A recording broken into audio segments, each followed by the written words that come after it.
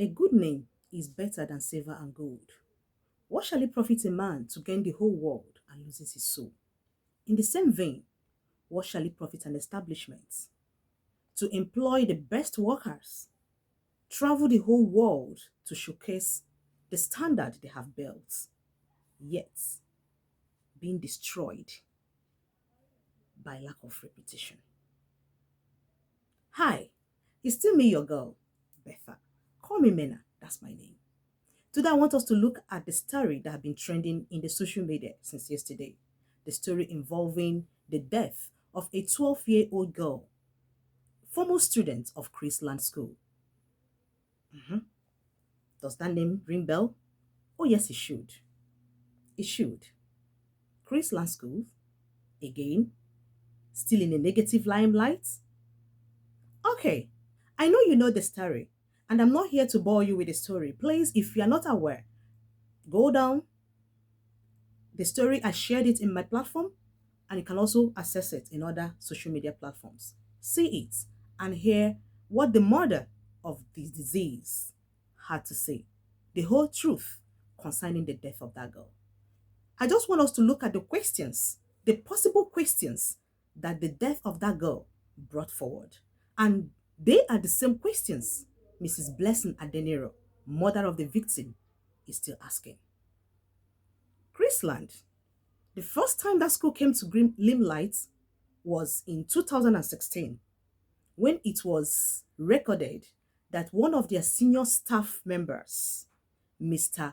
Adelekon Adeboyiga, a 47-year-old man who was actually a supervisor in their VGC section, molested a 2-year-old girl, 2-year-old pupil that was entrusted in his care. Yeah, after all said and done, the judge that presided over the case sentenced him to 60 years imprisonment. The second time that school came into limelight, negatively still, was just last year when some students and staff members traveled to Dubai for some excursion. There, it was recorded that a particular girl was drugged and she was made to make out with some boys, some of the students that were boys who enjoyed the game because they were busy filming it. That also broke the internet. Now this year, just 9th February 2023, few days ago, the mother of one of the students, Mrs. Blessing Adeniro, cried out over the ugly death of her child, late Miss Whitney Adeniro. Like I said, you know the whole story. But the question I want to ask, which she is actually asking, and please, I need you to comment in the comment section of this. We need answers. What's your thought on this whole story? A woman who came to her child's inter-house sporting competition early enough. According to her, she was there before the activities started. She sat down, exchanged pleasantry with some teachers and senior management staff. She saw the match pass took place. She never saw her daughter participated. She got worried, knowing fully well that the girl was very ready for that event. She has to excuse herself from the section where parents were seated, move down to the section where students were, looking for her daughter. It was on that process that one of the students told her that a child just slumped. Meanwhile, as she was looking for her daughter, she saw a school bus, Chrisland school bus, zoomed off in a very high speed. She was wondering what could make a driver zoom off in such a manner, knowing fully well that there were students and visitors all over the place. So she tried asking the young boy who actually fainted.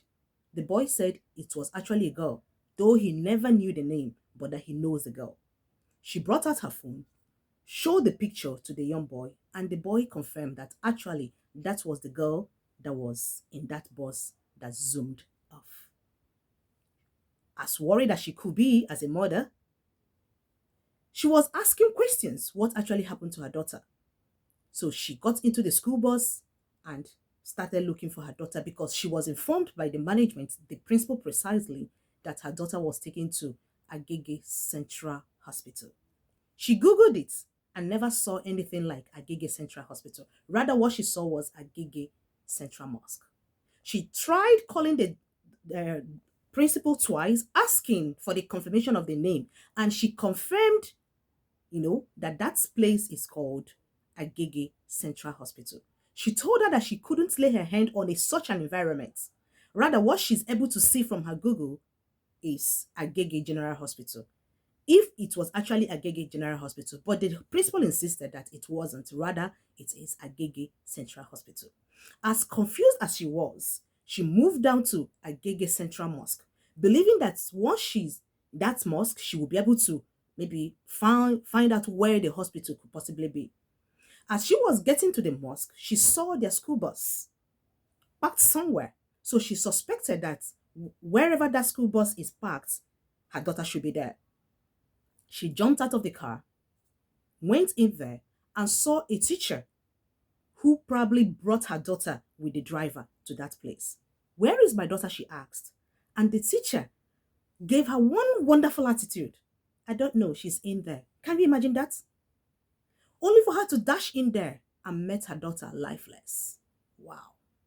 Like, wow. She'd been crying.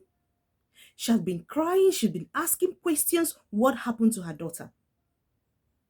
Now, the first question this woman is actually asking is, according to her 12-year-old daughter was very well, hearty. There was no pre-medical uh, condition, medical condition over her, around her, no pre-existing cardiac challenge, heart problems of any sort that has ever been recorded around that girl. So how could a healthy 12 years old girl meet her death on the platform of cardiac arrest? Can one cardiac arrest kill a healthy 12-year-old child? A big question she's demanding an answer for. Now, the next thing is,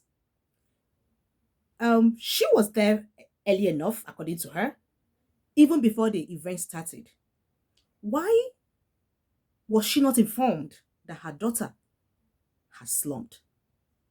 Even while she has greeted some teachers, exchanged pleasantries with some of them. Because looking at the time, she greeted them, looking at the time the march past took place, the time she was looking for her daughter, the time she saw the vehicle moved, which means she was already on ground before whatever that happened to her daughter, because she said that the doctor told her that she was dead on arrival, which means she died in the school. That's the second question. Now, the third question is, if actually cardiac arrest killed her daughter, why is the mouth region darkened? The tongue, the lips, is that supposed to be an effect of cardiac arrest? She needs answers. We move on to the next question she was asking. A school of that standard, with qualified teachers, standard equipment, travels in and out for excursions and all the rest of them, such a standard the school has, built for herself.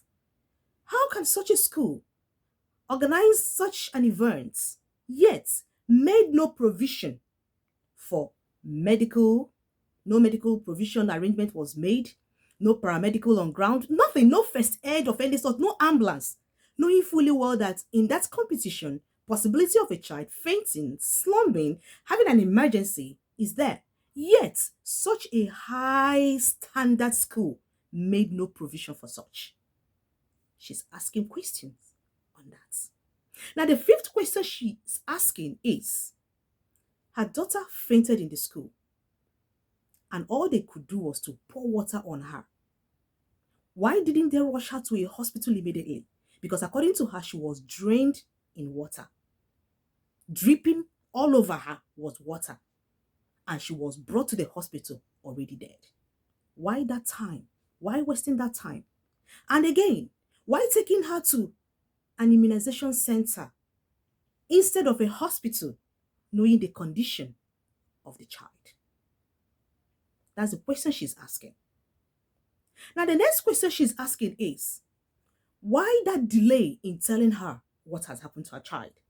And why was the principal not coming forth to tell her that the name of the hospital is Agege General Hospital? Why the lies? What are they actually covering up? I remember the first incident that happened.